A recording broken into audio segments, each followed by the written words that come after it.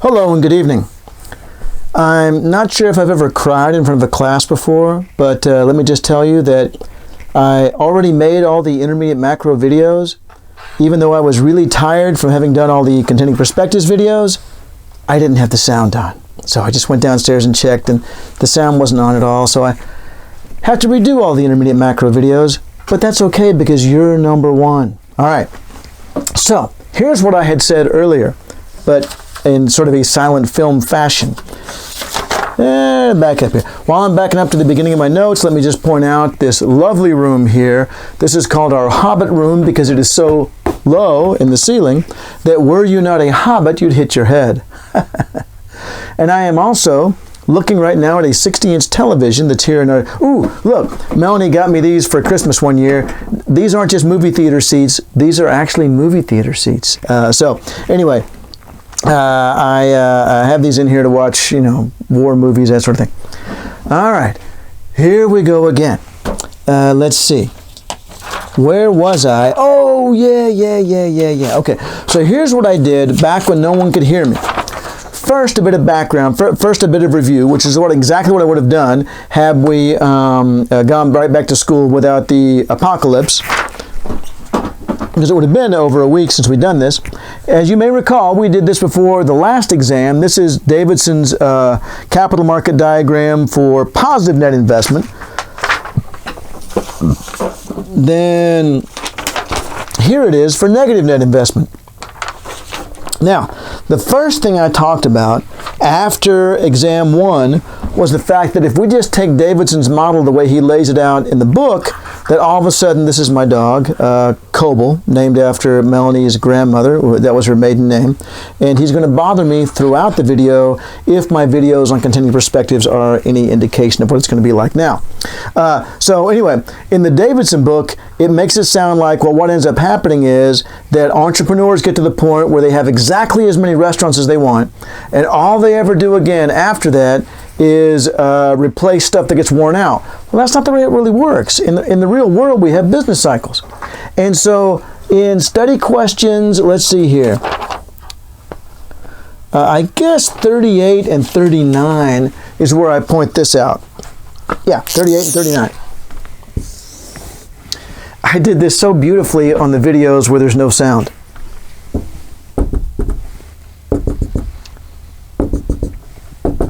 Okay, early expansion, mid expansion, late expansion. All right, throughout this entire period, there's going to be positive net investment. So, throughout the entire expansion, there's going to be a rightward shift in SK plus SK.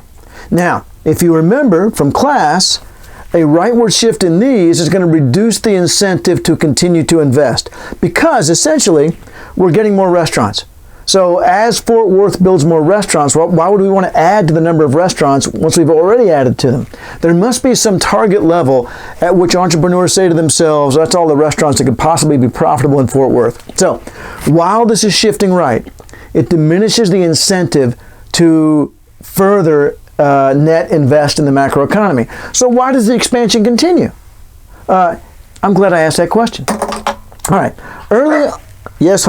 Early on, let's see, how shall I do this? In this period right here, okay, in early expansion, pardon me, come here. What do you want? Come on. In early expansion, Melanie's not home. Otherwise, I would stick her with the dog, but she went out with some teacher friends and I don't know what they're doing. Anyway, so I'm stuck with the dog by myself. You may recall from class that this is the period when investment rises the most. Not only theoretically, but statistically. This is the period when there's the biggest jump I'm sorry, I said investment, but I was pointing at profits, but actually it's the same thing. As you'll see after exam 2, when we go over Koleski's equations, investment and profits move together. So there's going to be the biggest jump in profits here in this early period, partly because profits have really sucked during the recession. There's going to be a big jump that's going to be unexpected, all right? That's going to make entrepreneurs very happy. What happens when they're very happy?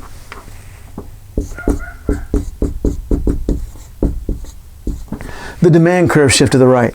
So yes, the supply curve shifts to the right the whole time, but the demand curve shift to the right is greater than the supply curve shift to the right in this early period. Again, all things I've already shown you on the PowerPoint and on the board. I'm going to turn off the video and, well, I'm not going to turn off the video. I'm just going to take this off and close the door so that we can no longer hear the dog. I'll tell you what he's doing. He's laying on the couch right now, and he's looking into our backyard, and he's either seeing our neighbor's dogs or imagining our neighbor's dogs in their yard, and he's barking at them. And there are things I can do about that right now, but none of them are foolproof. So, other than closing the door. Pardon me.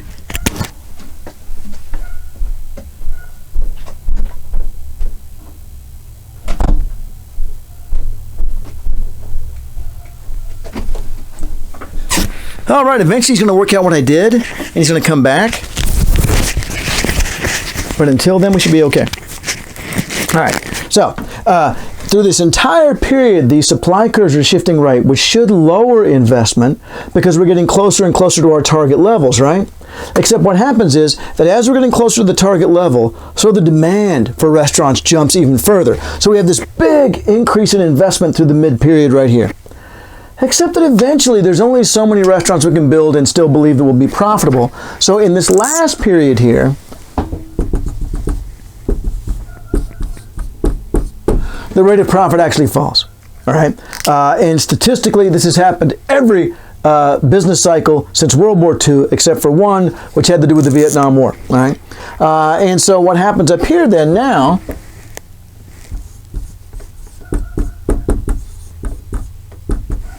is that the demand curve shifts to the left. So not only does investment, not only the supply curves shift to the right, therefore meaning we don't need as many, I think we need this many restaurants. Well, we built them, so there's fewer restaurants we need. Down here, what happens is, but I think we need more because things are great. I had no idea how great the economy was. So while we're building more restaurants, entrepreneurs' evaluation of how many we need net goes up. Over here, this is what happens. Not only does the supply of restaurants go up, but the number we think we need, because profits are falling and in an environment of uncertainty, of course, this causes additional problems, it goes down. I hope you can't hear the dog right now. I still can. It's very annoying. All right. This is one of the side effects of coronavirus that no one really talks about, and that is the annoying bark of dogs. All right, so that was through study question 39. Perhaps I'll talk loudly, which, as you well know, is something I'm very good at. Now, study questions 40 through, I guess, 51. You know what? I can't take it. He has a bark color, which doesn't shock him or anything, well, except in sort of a virtual sense. It kind of like, oh, what the hell was that?